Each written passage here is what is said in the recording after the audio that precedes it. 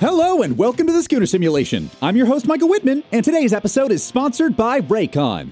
Get 15% off today when you use code TPPN15 at checkout. The Sooners find themselves still on the hunt for a bowl game as they head to Morgantown to take on the Mountaineers. Today, we'll be analyzing Oklahoma versus West Virginia in college football revamped using the updated rosters courtesy of the Operation Sports Forum. Be sure to check the description for links to all our resources. Since our luck doesn't seem like it can get any worse, I've decided the Sooners will sport their white Rough Riders and the Mountaineers will wear an augmented blue and white uniform that's a little nicer on the eyes.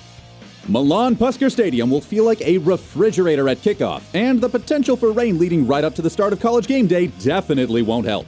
The Schooner weather composite tells us to expect a partly cloudy 45 degrees with a 12-mile-an-hour wind. The Sooner defense looks to redeem themselves against JT Daniels and the West Virginia offense, but gets off to a rocky start. Our line has trouble penetrating the backfield, giving Daniels all day to make a decision, and even when they do get into the backfield, tackling hasn't been a strong suit.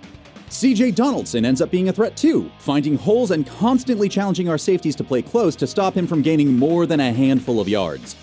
In good news though, when our line does end up closing in, Daniels gets scared and flings the rock away as fast as he can, giving our secondary some easy pop-ups to make a play on.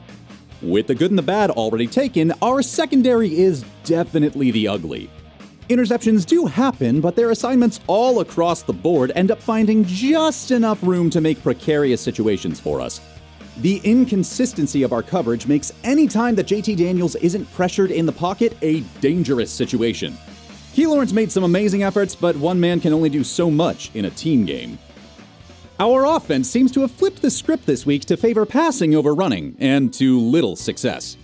With the passing game's newfound propensity towards interceptions, Gabriel's first drive ends in a pick that nearly goes for 6.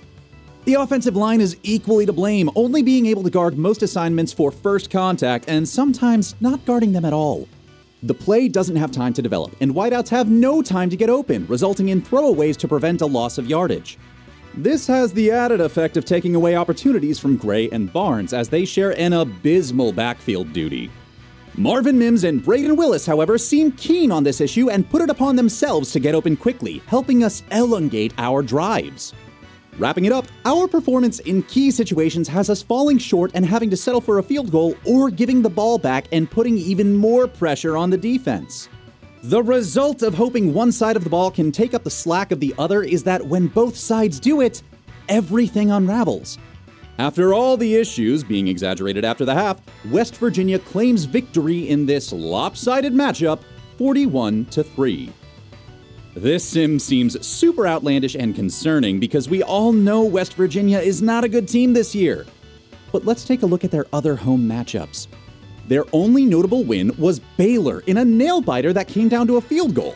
And on the other side, they lost to Kansas after an interception in overtime. They seem to fall in scale with both of these teams, and if our results against the same opponents at home are something to go by, we should be worried about this West Virginia team taking advantage. I'm taking this sim, alongside all the other super sims I ran, as a warning. The altitude and weather may have an impact on both sides, but the Mountaineer faithful is something fierce this year. Our keys to victory here are to tune out the noise and lessen the turnovers on offense. If our defensive line comes to play, the Mountaineers might just beat themselves. Not quite satisfied with the results? Leave a comment below telling us what you think will happen this coming Saturday, or mention us over on Twitter @SchoonerPod.